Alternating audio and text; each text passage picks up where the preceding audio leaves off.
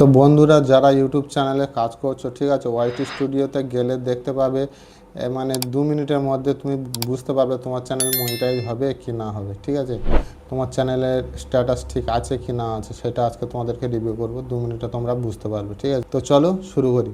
তো প্রথমে আমরা চলে যাব আমাদের ওয়াইটি স্টুডিওতে। ঠিক আছে, ওয়াইটি স্টুডিওতে আমরা চলে যাব। তো ওয়াইটি স্টুডিওতে যাওয়ার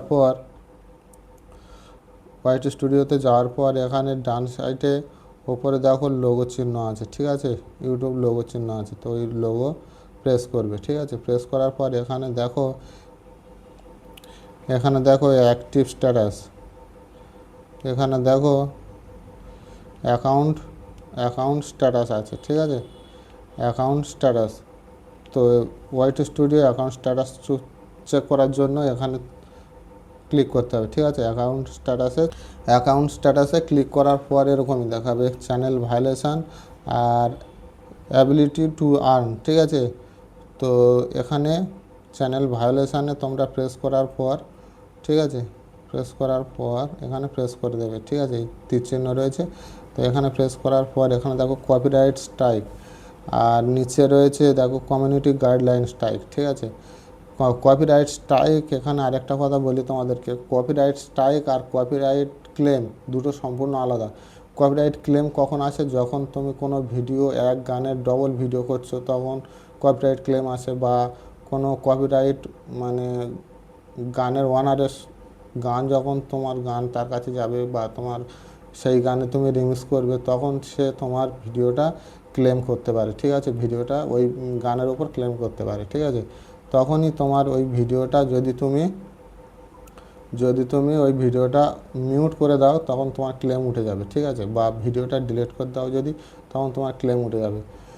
আর কপিরাইট স্ট্রাইক মানে কোনো ইউটিউব চ্যানেলে বা কোনো ক্রিয়েটারের ভিডিও চুরি করে যদি তুমি কমার ভিডিও বা মানে ইউটিউব চ্যানেলে তুমি চুরি করে আপলোড করো, তখন তোমার ওখানে কপিরাইট স্ট্রাইক আসে। তখন সেই ক্রিয়েটার তোমাকে স্ট্রাইক দেয়, যাতে তুমি ভিডিওটা বন্ধ করে দাও বা ডিলিট করে দাও বা আনলিস্টেড করে দাও। ঠিক আছে, ভিডিওটা তুলে নাও যাতে।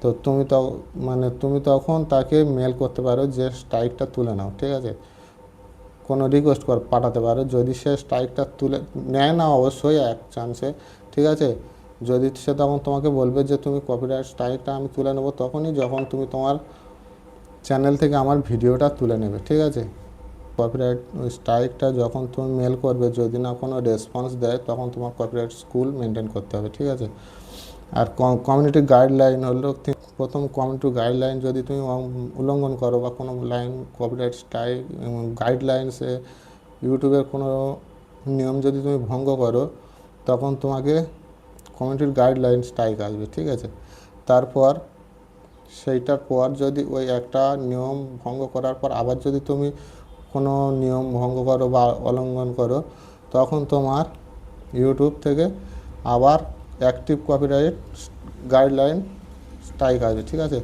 অ্যাক্টিভ কমিউনিটি গাইডলাইন স্ট্রাইক আসবে। ঠিক আছে, তারপর আবার যদি তুমি তিনবারের মাথায় যদি তুমি আবার ভুল করো, যদি মানে কোনো উল্লঙ্ঘন করো বা কোনো ভুল করো, তখন হচ্ছে গিয়ে তোমার চ্যানেলের উপর 3টে স্ট্রাইক আসবে। ঠিক আছে, তো 3টে স্ট্রাইক এলে তোমার চ্যানেল উড়ে যাবে। ঠিক আছে, তো এগুলো গেল কমিউনিটি গাইডলাইন। ঠিক আছে, এবার দেখো অ্যাবিলিটি টু আর্ন। ঠিক আছে, এখানে দেখো ইউটিউব পার্টনার। ঠিক আছে, ইউটিউব পার্টনার থেকে যেটা কীভাবে আমি ইউটিউব থেকে আর্ন করছি। ঠিক আছে, আর অ্যাডসেন্স নিচে রয়েছে, দেখো নিচে এখানে থাকবে অ্যাডসেন্স। ঠিক আছে, তো অ্যাডসেন্স থেকে কীভাবে আমার আর্নিংটা আমার অ্যাকাউন্টে আসছে সেই সম্বন্ধে ওখানে থাকবে। ঠিক আছে, তো এটাই স্ট্যাটাসের মধ্যে থাকে। তো এটাই তোমাদেরকে বললাম। তো ভিডিওটা ভালো লাগলে অবশ্যই সাবস্ক্রাইব করে পাশে থেকো, আর সদা সর্বদা অ্যাক্টিভ বাপ্পা ইউটিউব চ্যানেলের সঙ্গে জুড়ে থাকো।